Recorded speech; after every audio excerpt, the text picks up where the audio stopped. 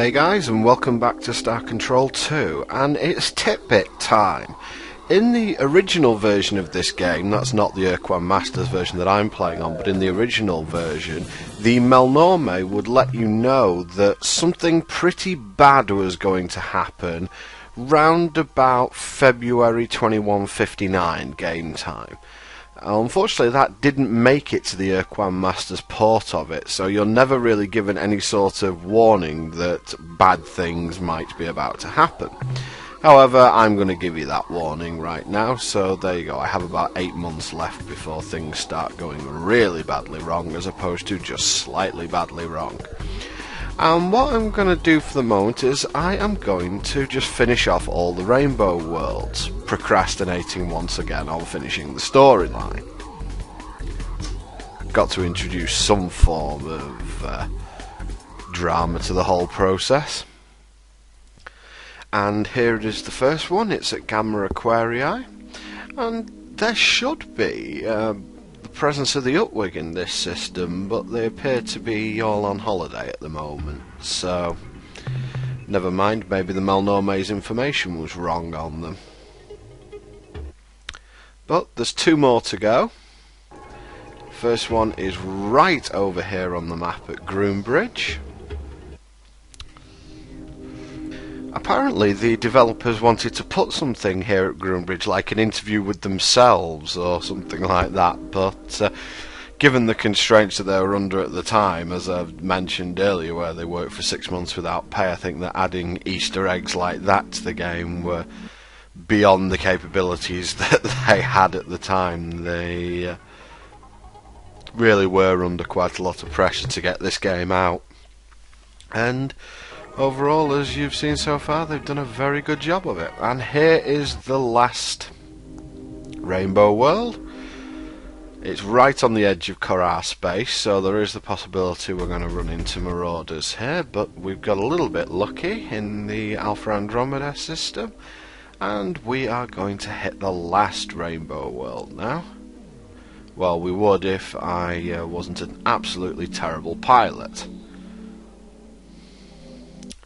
And there we go, that's 10. And I flog all the information to the Melnorme along with my biological units, and at this point in the game, with nothing left to buy from the Melnorme except fuel, I have, I think, about 4,000 credits with them. So I'm not going to run out of fuel anytime soon. You saw me heading for Gamma Librae, so I should actually have headed for Beta Librae, and this is why: a new alien race. Greetings, fellow carbon creatures. May your roots always be well watered. I am Captain Ala Lala. We come in peace. Our starship is called the Tender Shoot.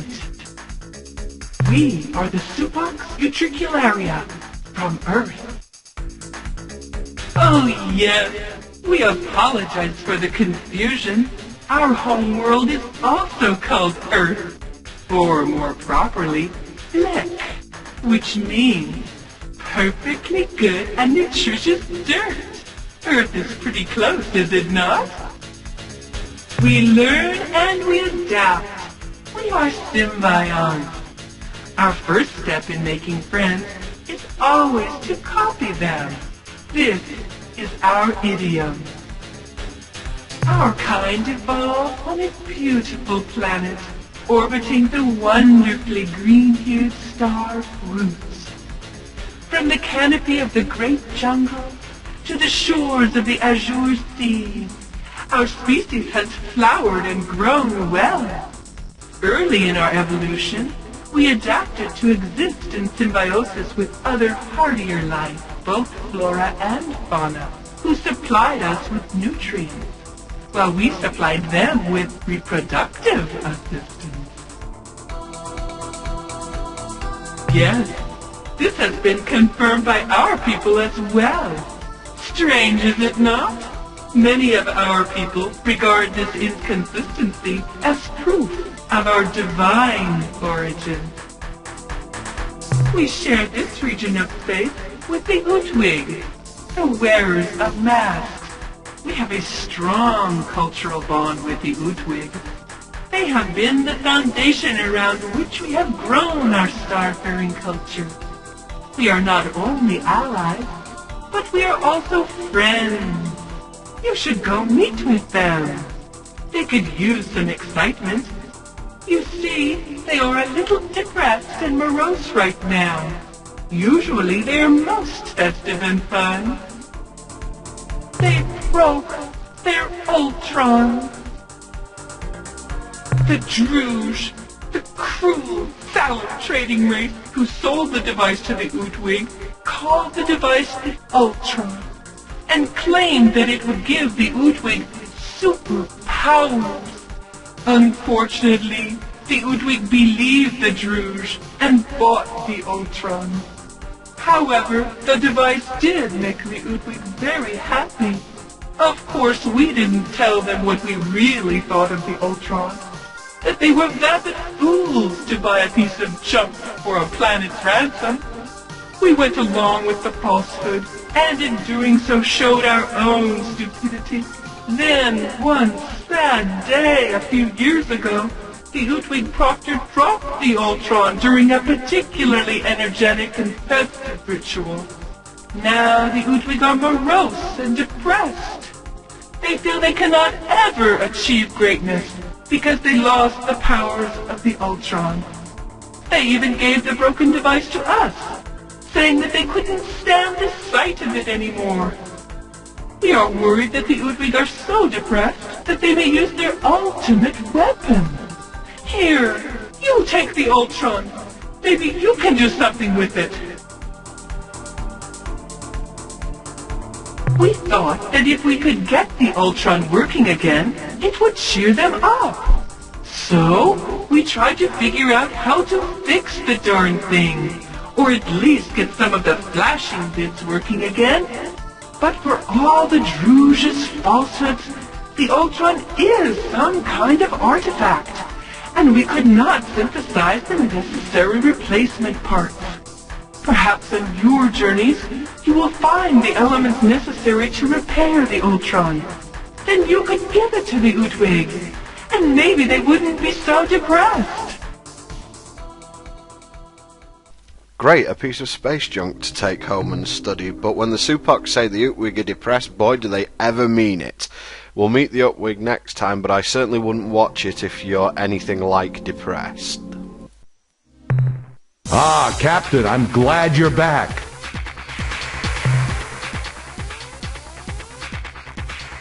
More fuel for the fire, eh, Captain? That last load should keep it blazing. The analysis reads as follows. Subject, Ultron device. We put this thing through every test we've got and came up with the same results as if we used a fork. Nothing, zero, zip. If this thing ever functioned, which we doubt, it certainly won't now. Age and physical stress have long since robbed it of whatever mystical powers it might have once had. Summary, in the future, please don't waste our valuable time on junk like the so-called Ultron. That's the end of our scientist report. Farewell, Captain. Jeez, with the eggheads. But, using the Melnome's advice, let's see what happens when we use the rosy sphere on it. What do you guys think about it now, huh? Good to see you again, Captain. The analysis reads as follows. Subject, Ultron device.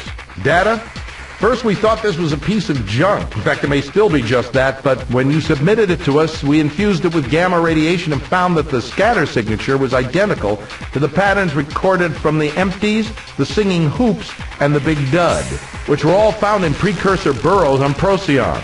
Summary. We are now convinced that this is a precursor tool, but it remains dysfunctional. That's the end of our scientist report. Try to avoid getting gruesomely killed, Captain. Okay, that's partial success, so now we're going to use the Aqua Helix. How does that set you back, guys?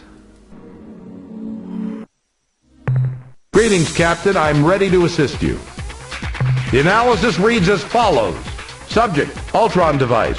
Data, the Ultron is partially functional and we can detect energy emission from the device. We suspect that the unit requires additional minor repairs before achieving full functionality, and at this time we cannot make an assessment of its capabilities. Summary: a single additional replacement part should bring the Ultron to life. That's the end of our scientist's report. Be careful out there, Captain. Just noticed, actually, if you look at my RU count, you'll see that my work with the Druze paid off a lot. And anyway, the final piece of the device, the clear spindle. So that should be the Ultron repaired. Let's see what the eggheads have to say about it now. I hope the battle fares well, Captain. The analysis reads as follows. Subject, Ultron. Data. We have determined that the so-called Ultron is in fact the appendages of Dawn, described in the precursor fragment found on Rigel in 2123.